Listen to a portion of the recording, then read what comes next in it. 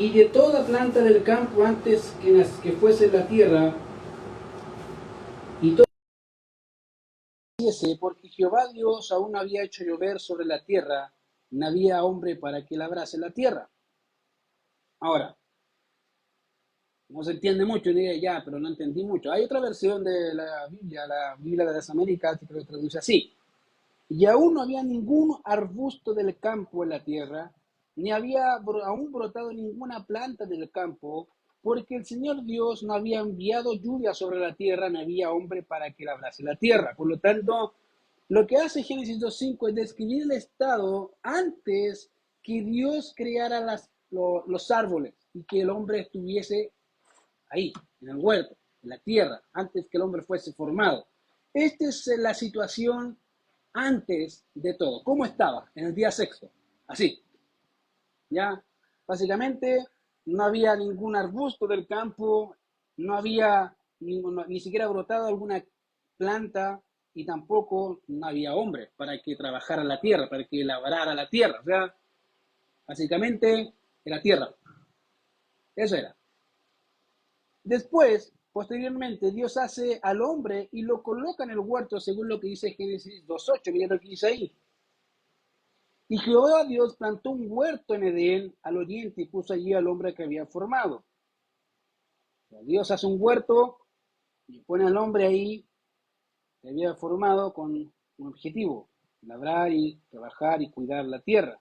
Luego el Señor hace brotar de la tierra todo algo agradable a la vista. Mira lo que dice el verso 9. Después que Dios coloca al hombre, dice ahí: y había Jehová Dios, y Jehová Dios hizo nacer de la tierra todo árbol delicioso a la vista y bueno para comer, también el árbol de la vida, o el árbol de vida en medio del huerto, y el árbol de la ciencia del bien y del mal. Por lo tanto, pareciera ser que Adán estaba ahí y probablemente vio surgir las plantas, vio surgir los árboles y todo aquello que Dios hace en el huerto. Eso pareciera ser. Después de eso, el Señor le da un mandamiento, un mandato a Adán, ¿ya? ¿Que consistía en qué? Bueno, básicamente, uh, lo que hizo Dios fue dar una orden a Adán que consistía en no comer del árbol, ¿ya? Dice ahí, verso 16 del capítulo 2, y mandó Jehová Dios al hombre diciendo: de todo árbol del huerto podrás comer, mas del árbol de la ciencia del bien y del mal no comerás, porque el día que de él comieres ciertamente morirás. Por lo tanto, hay un mandato. Le dice: mira, todo lo que está aquí está para tu deleite, puedes disfrutarlo, excepto un árbol. De todos estos árboles que tú ves frutales, hay uno que no puedes comer. Ya, esa era la ordenanza. Básicamente era como decir: mira, cuando dicen a los niños: mira, acá te dejo el refrigerador, pero no te coman los peques que hice recién, porque los vamos a comer en la tarde. Tiene todo el refrigerador para él, pero se quiere comer los queques. No, esa es la idea. La idea es exactamente la misma. Y le dice: acá está el huerto, puedes comer de todo lo que hay, menos del árbol de la ciencia, del bien y del mal. Ese es el mandato. Y estando el hombre en estas condiciones, el Señor crea a los animales. ¿Ya? Que es lo que vemos ahí. Eso sería básicamente el orden de los acontecimientos tal como sucedieron en el sexto día. Se fijan que no es tan que apareció todo. Hay un proceso. Ahora, ese proceso también nos ayuda a determinar, y como había mencionado la semana pasada o la semana anterior a esta, que eso también nos permite ver que el hombre tiene responsabilidades. De hecho, Pablo hace y resalta la responsabilidad del hombre en relación al culto y en relación a la familia. Él es responsable, sí, responsable, mayormente responsable de su hogar. Él es la cabeza de su hogar y la autoridad de su hogar. Por lo tanto, como es cabeza y autoridad, Dios le va a pedir cuentas. Dice: ok, yo te lo di, yo te di a tu esposa, te di a tus hijos, ¿qué hiciste con ellos? ¿Cómo les enseñaste? ¿Qué les inculcaste? ¿Cómo fue tu ejemplo? Ahí uno empieza a achicarse, ¿cierto? Bueno, eso es lo que Dios va a demandar en realidad de nosotros como hombres, porque ese es el orden que Dios estableció. Ahora eso, si no me cree, lea a Pablo. Al apóstol Pablo en más de una ocasión cita el orden de los acontecimientos para declarar que el orden, que básicamente el hombre es cabeza, el hombre es autoridad en su hogar, en su familia, en la sociedad, porque Dios lo ha establecido así. Eso no significa que no haya mujeres capaces de hacerlo, pero sí significa que no importa la capacidad, todo lo que Dios hace tiene un orden establecido porque Dios es sabio. Ahora, fíjate que una de las cosas que vemos acá, obviamente, no solamente vemos el orden de los acontecimientos tal como sucedieron en el sexto día, sino que el texto nos proporciona información sobre algunos aspectos en lo tocante a la creación de la mujer y también en relación a la labor de Adán o al trabajo de Adán en el huerto. Hay dos aspectos. Una cosa es el trabajo y otra cosa es su esposa, su mujer. Ahora, si notamos aquí lo que dice ahí, comenzaré básicamente según el orden de acá del texto. Dice ahí, Jehová Dios formó pues de la tierra toda bestia del campo y toda ave de los cielos. Dice ahí, Él los formó. Ahora, si recordamos los hechos mencionados en el capítulo 1, si tiene buena memoria, y si no, vaya al capítulo 1, y en particular en el verso 24, Dios manda a la tierra diciendo, produzca la tierra seres vivientes según su género, bestias y serpientes y animales de la tierra según su especie. Dios manda en Génesis 1:24 a la tierra que la tierra produzca, ¿ya? Seres vivientes según su género, bestias y serpientes y animales de la tierra según su especie.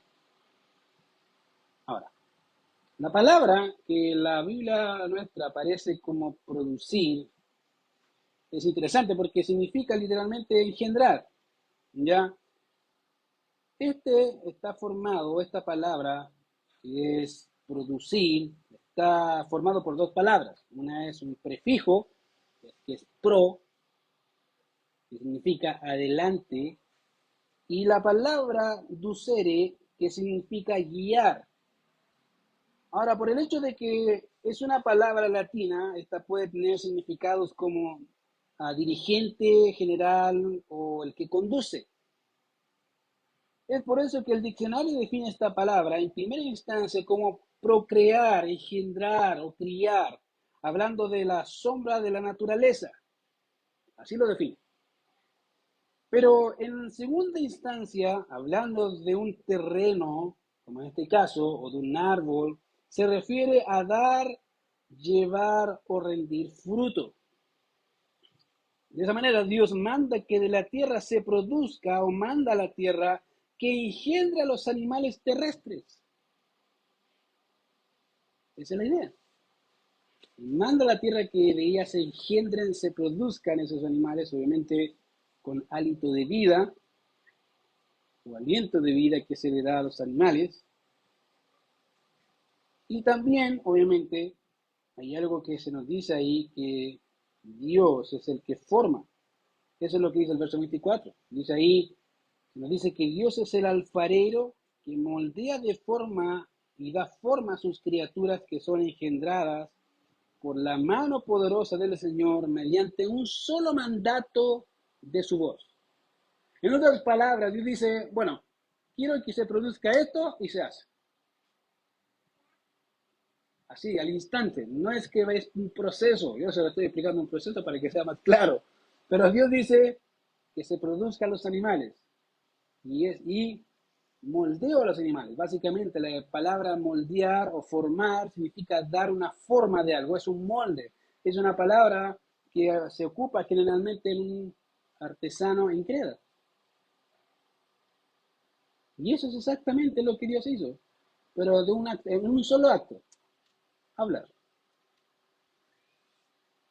Ahora, como ya he mencionado, es interesante porque cuando tú piensas o cuando a veces pensamos de que Dios no va a cumplir o no es tal cual se presenta la Biblia, quiero siempre recordarte un hecho. Cuando te pase eso, haz lo siguiente. Anda, dávate la cara, ora al Señor y dice, Señor, quiero ver si tu palabra es verdad. Después de eso sale a la calle Toma tu Biblia y lee Génesis 1. Y el verso 4, y ve el cuarto día cuando dice, y dijo Dios, haya lumbreras en los cielos. Entonces, cuando leas ese texto, mira arriba, trata de mirar el sol, y vas a ver que Dios dijo y se hizo, que Dios es veraz, que todo lo que sale de su boca es verdad, y se produce al instante que Él manda las cosas. Probablemente no en el momento que tú quieres, pero sí en el momento que Él lo determina. Y eso es lo importante. Querido, Dios nunca llega tarde,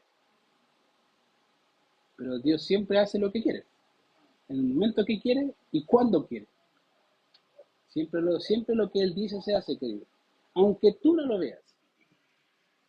Entonces es algo que te puede servir de ejemplo. Me ha servido de ayuda a mí sí, bastantes veces. Sobre todo cuando a veces tienen necesidad, bueno, a veces le he comentado a algunos acá, o de hecho creo que lo he comentado en otras predicaciones, que cuando a veces uno está con dudas de si me va a alcanzar o no me va a alcanzar, de repente veo a las palomas y me acuerdo, digo, sí, sí me va a alcanzar. Me acuerdo del texto y dice, mira, mirad las aves, no siembran, ni recogen en graneros, y vuestro Padre Celestial las alimenta. ¿No valéis vosotros mucho más que ellas?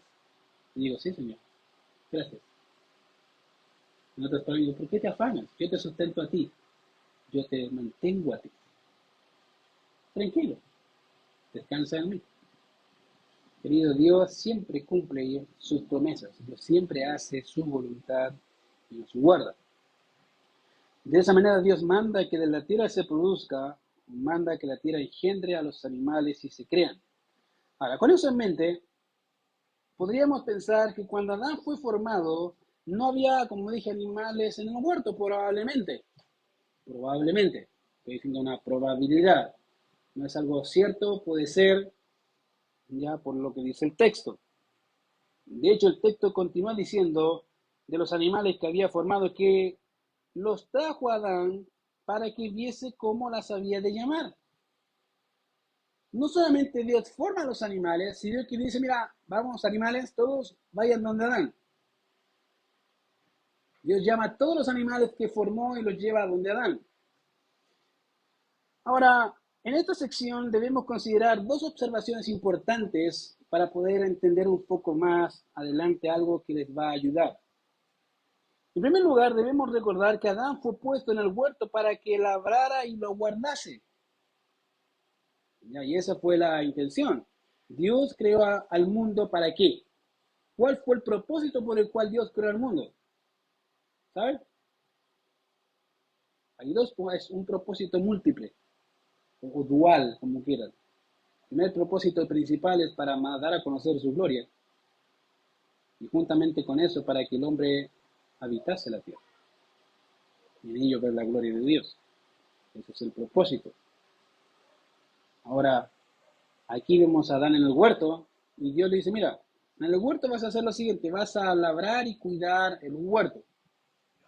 ¿Ya? Y esa es tu tarea, ese es tu trabajo. Ahora, por eso he dicho que el trabajo no es una maldición, aunque algunos lo consideran así. Al contrario, es una bendición. Trabajar, querido, siempre ha existido desde el comienzo de la creación. Es parte. Viene dentro del paquete. No es que el trabajo es una maldición. No. ¿Cuándo se hizo más pesado? Después de la caída, eso sí.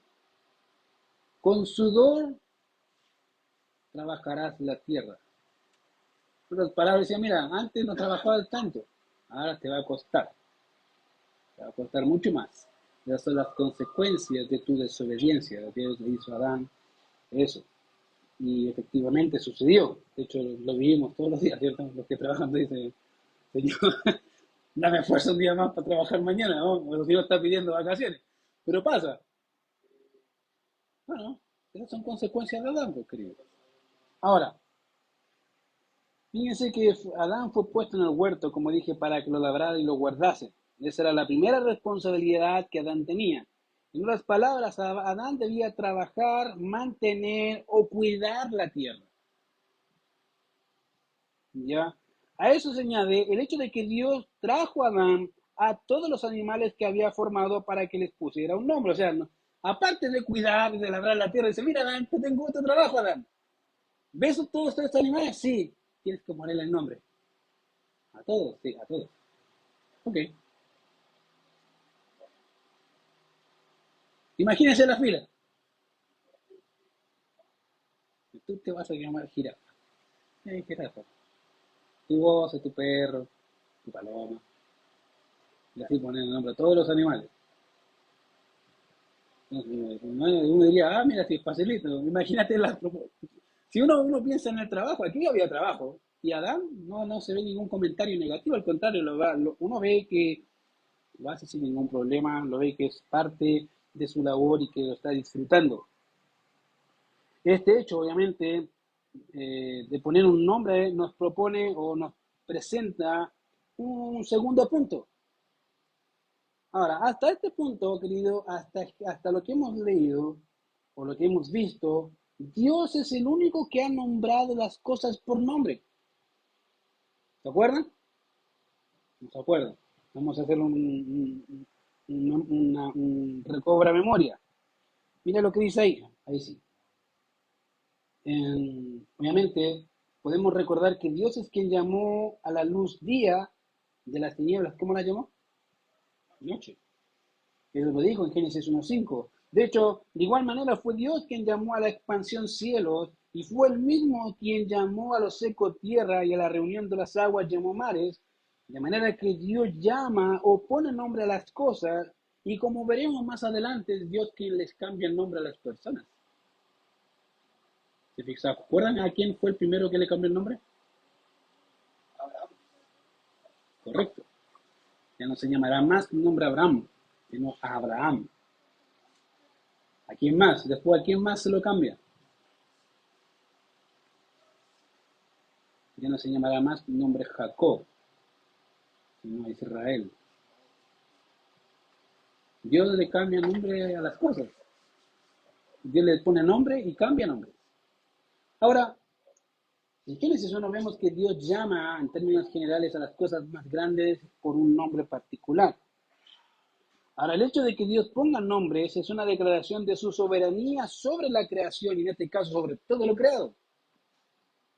Es una manifestación que Él gobierna por sobre todo y sobre todos. Y la forma de hacerlo es poniéndole un nombre. Es como manifestar autoridad, soberanía sobre tal o cual cosa.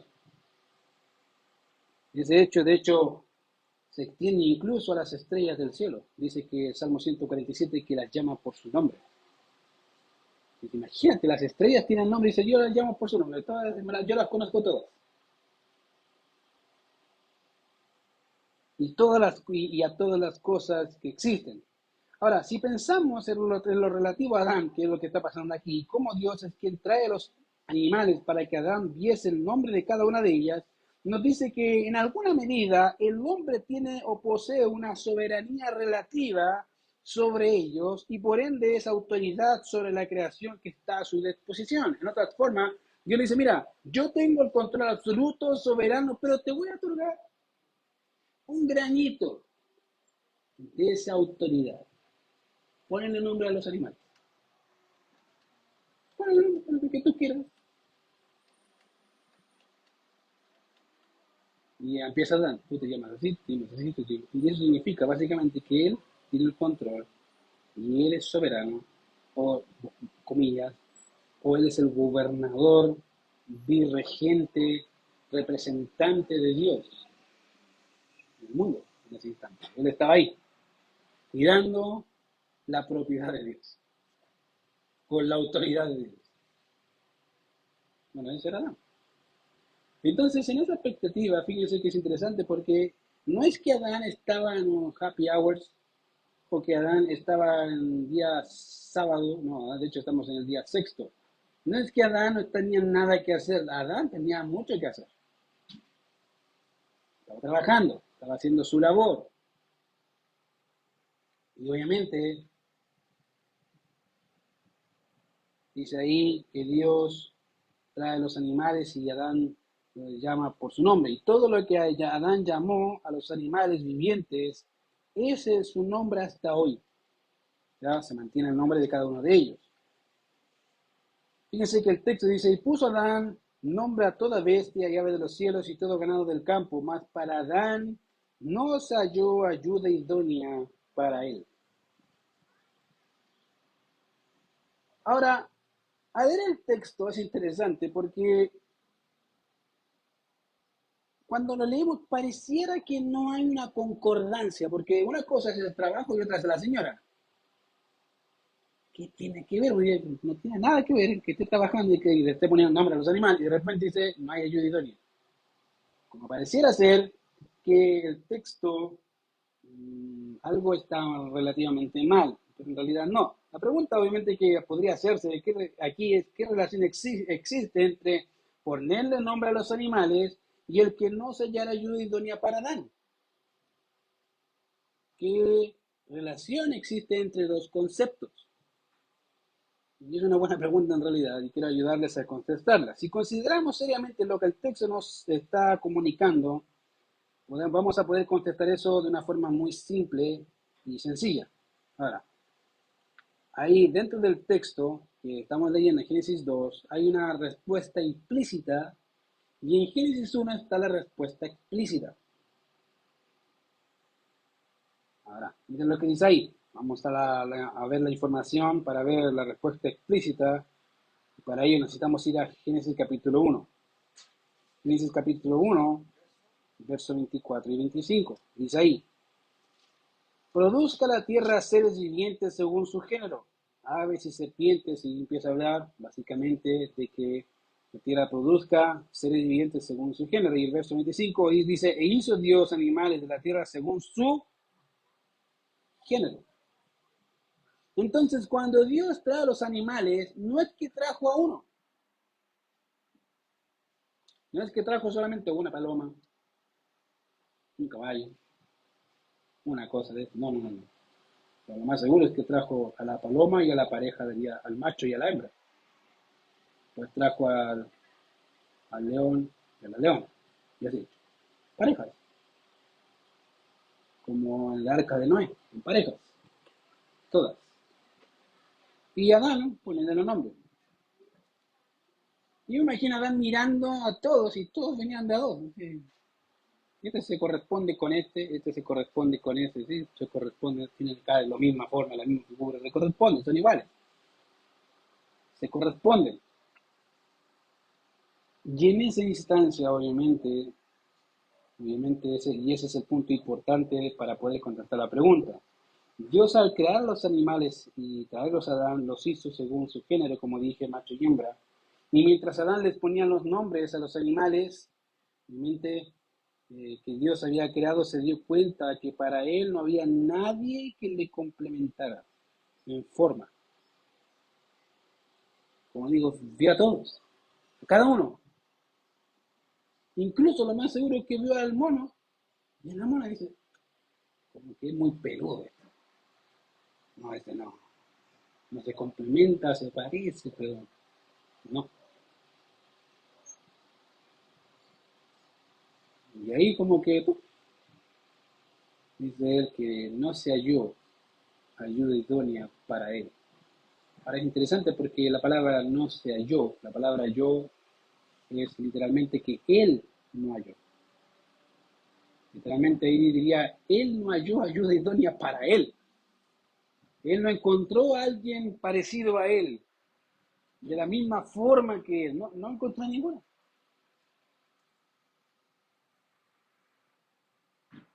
Y obviamente es interesante porque hasta este punto hay una cosa que vemos desde Génesis. Dios creó a las cosas con género, hombre y mujer, macho y hembra. Y no importa, querido, o cómo el hombre se perciba, o lo que crea de sí mismo en este aspecto. No importa. Tú puedes creerte que hay 10.000 géneros y eso lo único que dice son dos cosas. Una, que estás bajo condenación de Dios. Porque de hecho Romanos 1.26 dice que Dios los entregó a las concupiscencias de su carne. En segundo lugar, esto no niega la realidad de los hechos. Al contrario, los confirma, porque quiere negar algo que es por naturaleza. Trata de forzarlo. ¿No lo han visto? Gente trata de forzar su naturaleza porque quiere ser otra cosa. Querido, no importa. Eso muestra, recalca aún más que Dios hizo hombre y mujer. Le gusta a quien le gusta. No hay más. Y macho y hembra. En el caso de los animales. Como dije, tú puedes percibirte como quieras, da lo mismo. Pero eso muestra que estás bajo condena, bajo el juicio de Dios, y eso básicamente fortalece el punto de Dios, que Dios crea hombre y mujer. Haga lo que quieras cambiar, no importa.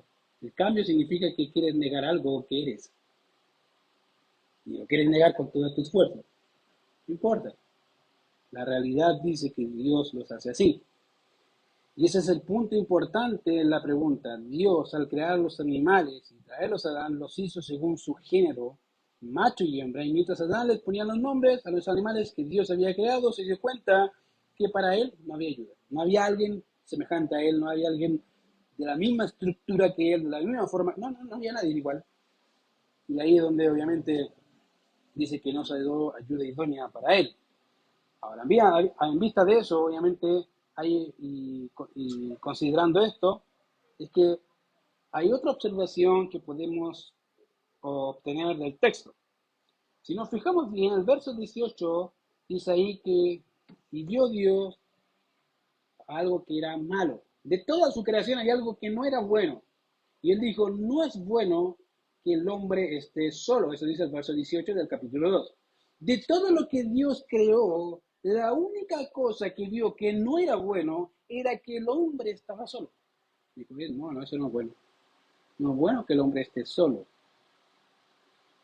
Dios, antes que Adán se diera cuenta, ya sabía que no era bueno que Adán estuviese solo en el mundo haciendo su labor.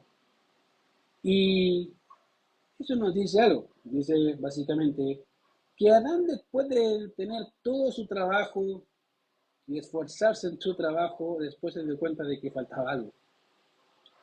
Y les he comentado que a veces, la semana antes pasada les dije que hay algo interesante en la actualidad. Lo que pasa en la actualidad es que el hombre, o en este caso los jóvenes, no disfrutan su juventud sirviendo al Señor. Quieren casarse. Y piensan que eso va a satisfacer sus necesidades. Y realmente sí lo hace, pero la necesidad mayor no se satisface de esa forma. La Biblia dice que las mujeres, en este caso las doncellas, deben tener cuidado de cómo agradar a su Señor. ¿Cuándo? Cuando está soltera. Igualmente el hombre, ¿qué debe hacer, querido? Si tú eres soltero, dedícate al 100, al Señor, disfrútalo. Porque si aprendes a disfrutar tu soltería, vas a saber disfrutar con mayor proporción tu matrimonio. A veces gente dice, quiero casarme, y se casa y dice, quiero salir, quiero salir. Es porque no aprendió la lección.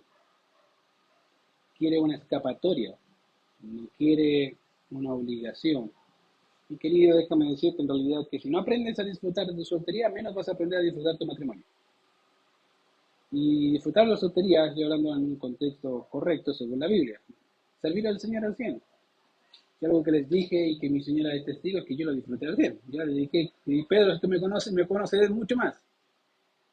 Mi casa literalmente era la iglesia, pasaba casi 24/7 en la iglesia y mi casa era la acogida. Me iba a dormir y después salía. Esa era mi vida de soltero. La disfruté. Fue los momentos que más pude estudiar, que más pude dedicarme con mayor ímpetu al Señor. Así fue el tiempo que más pude dedicarme al Señor y gozarme en el Señor. Y ahora me gozo en el Señor, pero en otra etapa, como casado. Como te dije, si no aprendes a disfrutar como soltero, como casado tampoco lo disfrutarás. Porque tú estás haciendo de las circunstancias tu sustento, no a Dios tu sustento. Y es un problema que en la actualidad más y más se ve. Entonces, obviamente, ahí sí, entonces, Vemos que Adán, fíjese, después del trabajo se dio cuenta, ups, algo falta. Y Dios dice, le trajo, dice, ok, ya se dio cuenta, Adán. Mire lo que dice el texto. Eh, Verso 21. Entonces Jehová Dios hizo caer sueño profundo sobre Adán, y mientras éste dormía, tomó de sus costillas y cerró la carne en su lugar. Y de la costilla que Jehová Dios tomó del hombre, hizo una mujer y la trajo al hombre. Vuelve a decir, ¿quién la trajo? Dios trajo a Eva. No solamente la trajo, la creó de Adán. De la misma naturaleza de Adán, y la trajo a ella, hacia él. Y mira lo que dice ahí.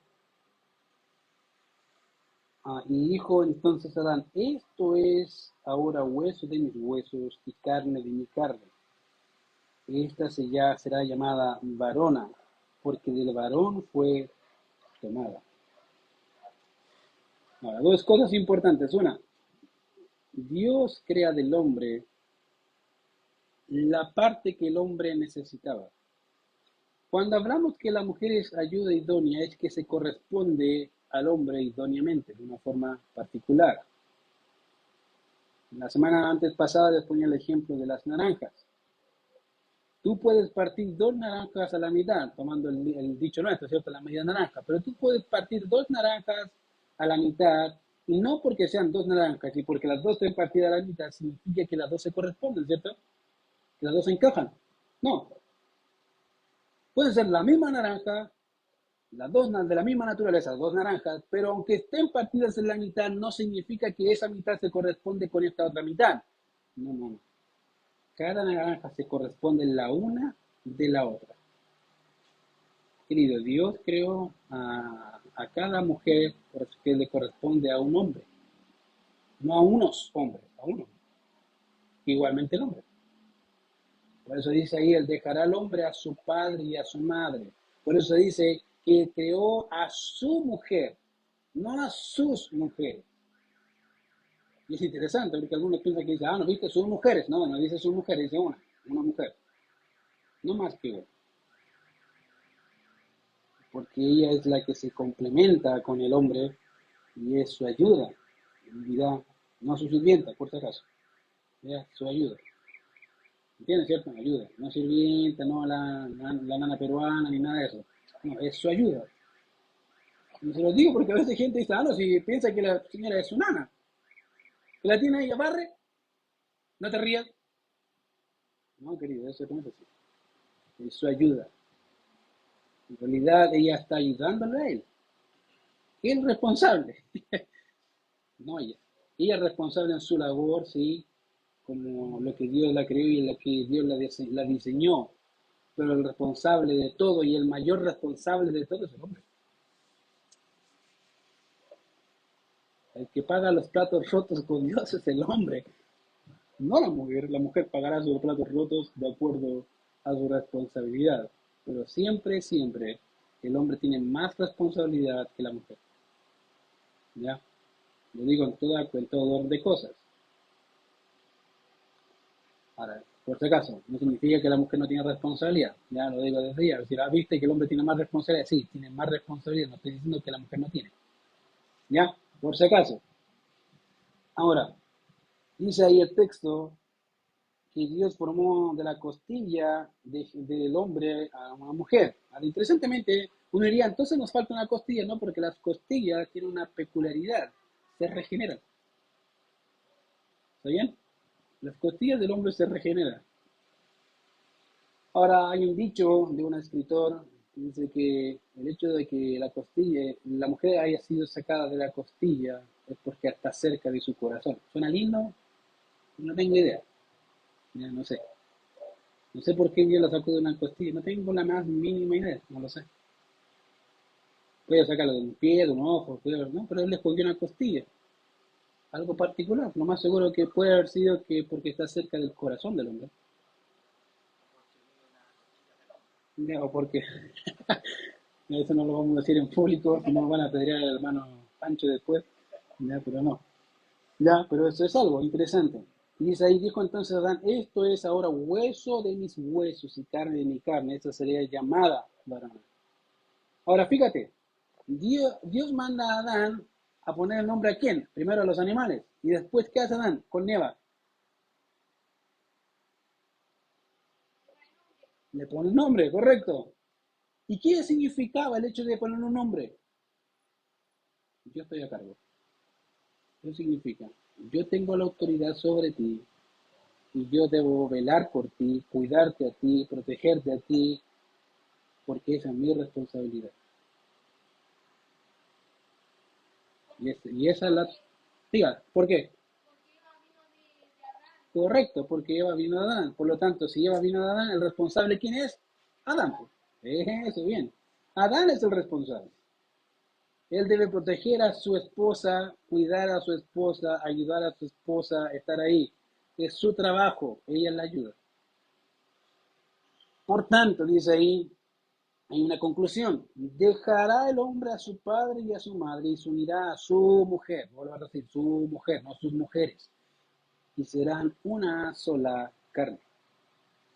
Ahora, solamente dos menciones para terminar y es lo siguiente. Fíjate que uno de los principios que se puede obtener aquí es lo siguiente. Dice, dejará al hombre a su padre y a su madre.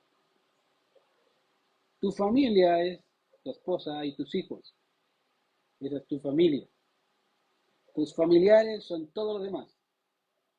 Tu papá, tu tío. Después que tú te casas, que tú tienes tu familia, todos los demás son tus familiares. Tu familia son tu esposa y tus hijos. Esa es tu preocupación primaria. Por eso dice ahí, dejará el hombre a quién? A su padre y a su madre. No lleve, querido, hombre y mujer, hermano y hermana, no lleve a su padre y a su madre a casa. Y lo digo en forma figurada. Mamá, ¿por qué no venía a cocinarme, por favor, el día? ¿Qué cocinar de feo, mi señora? No, querido, no haga eso. Dejará a su padre y a su... Deje que su señora se trabaje en eso y va a ver que después va a ser experta. Nadie, querido, aprende. Nadie nace sabiendo todo. Y cuando dice dejará a su padre y a su madre, es literal, déjelo. Sea independiente. En su núcleo familiar. No significa que mande a freír mono a su papá y a su mamá. No, no, no, no. Ellos tienen su lugar, sí, tienen su lugar, pero en realidad acá literalmente es déjelo a su padre, no lo lleve a su casa. No llame por teléfono y diga, otra vez tuve un problema con mi señor. Otra vez tengo un problema con mi... No, querido. Eso háblelo usted con su señora. Pide ayuda a otro si quiere, pero eso no es correcto. A menos que necesite de un consejo sabio y diga, sí, yo creo que son sabios, ya los voy a meter y hablo con mi señora. ¿Puedo meterlo en la conversación y que les enseñen? Si dice que sí, ya, debo. Se conversa. Es parte. Y se lo digo porque hay familias recién casadas, generalmente personas que cada vez que hay conflictos llaman a papá y a mamá. Me echaron de la casa, ¿puedo irme para allá? Estoy durmiendo, a ver si yo me duele la espalda, ¿puedo ir para allá? Querido, arregle su problema con su señora. ¿Por qué? Hace mucho tiempo atrás, con un hermano, no me acuerdo, trabajaba con un hermano, y me acuerdo que en una ocasión estamos en colación, y me dijo, ¿sabes qué? Tuve problemas con mi esposa. Yo le dije, ¿y ya te reconciliaste? No, me dice, no, me dice, y dije, bueno, está mal porque la Biblia dice, no se ponga el sol sobre vuestro enojo, y algo peor. El Señor dice que debes tratarlo como vaso más frágil. Y tercero, dice, porque si no tus oraciones tienen estorbo. En otras palabras, le dije, si oraste hoy día en la mañana diciendo, Señor, bendíceme, y dice, a ver, hijo, vaya donde su señora, arregle la situación y después conversamos los dos. Y me dijo, ¿verdad? Me dijo, querido, Dios dice eso, literalmente. Si tú tienes un problema con tu señora, no dejes que se ponga el sol sobre tu enojo, que se oscurezca hasta el otro día y estés 3 meses enojado. No, que entre más rápido soluciones el tema mejor. Y segunda, tus oraciones están llegando con suerte al techo. Tú dices, Señor, quiero un trabajo. ¿Qué? ¿Qué? A ver, no te escucho. ¿Qué dijiste? Quiero un trabajo, Señor. ¿No te qué? ¿Ah? ¿Ah? No te escucho. Cuando pase eso, recuerda si tienes conflictos con tu esposa. Porque Dios está diciendo, soluciona tu problema primero. Después conversamos. Después arregla cuenta conmigo. Porque después tu oración va a ser escuchada, va a estar feliz. Ningún problema en bendecirte, pero mientras no hagas eso, olvídalo. Va a haber un estorbo ahí que no va a dejar pasar tu oración. Querido, pasa. Por tanto, dejará el hombre a su padre y a su madre y se unirán a su mujer y serán una sola carne. Ahora, es interesante porque la palabra una sola literalmente es ejad. Es la misma palabra que aparece en Deuteronomio 6:4. Hoy Israel, Jehová vuestro Dios, Jehová uno es. Ejad. Literalmente es, plural, es unidad en pluralidad. Es uno es. Esa palabra uno es exactamente la misma palabra que dice aquí, una sola. Son una sola carne en todo sentido de la palabra. En todo el sentido de la palabra. A veces se ocupa este texto para hablar del tema de la relación sexual, pero querido, eso es mucho más que la relación sexual. Es mucho más que solamente un tiempo romántico. Es mucho más que eso. No sé si alguna vez has visto a dos ancianos que por tanto tiempo estar casados, caminan igual, hablan igual, y casi ahora ni se hablan mucho en frente de la gente, de solo gestos, y ya la señora y el caballero conoce exactamente lo que su esposo o su señora está pensando. Se miran nomás. Están tan unidos en todo el sentido de la palabra que son uno. Querido, esa es la idea. Dejará el hombre a su padre y a su madre y se unirá a su mujer y serán uno. En todo el sentido. Y serán una sola carne. Y mira algo interesante. Y estaban ambos desnudos, Adán y su mujer, y no se avergonzaban.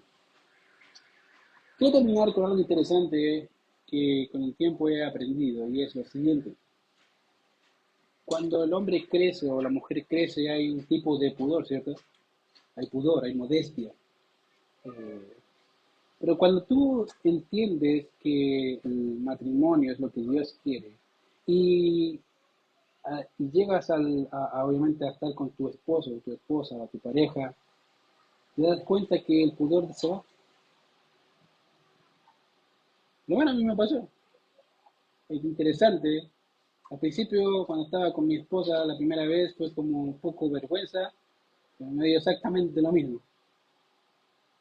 Ya la semana yo andaba así nomás por la casa como si fuese Tarzán y Jane. Me da lo mismo, si estaba en mi casa y estaba mi señora. Me da exactamente como que el pudor se fue. Me dio exactamente lo mismo.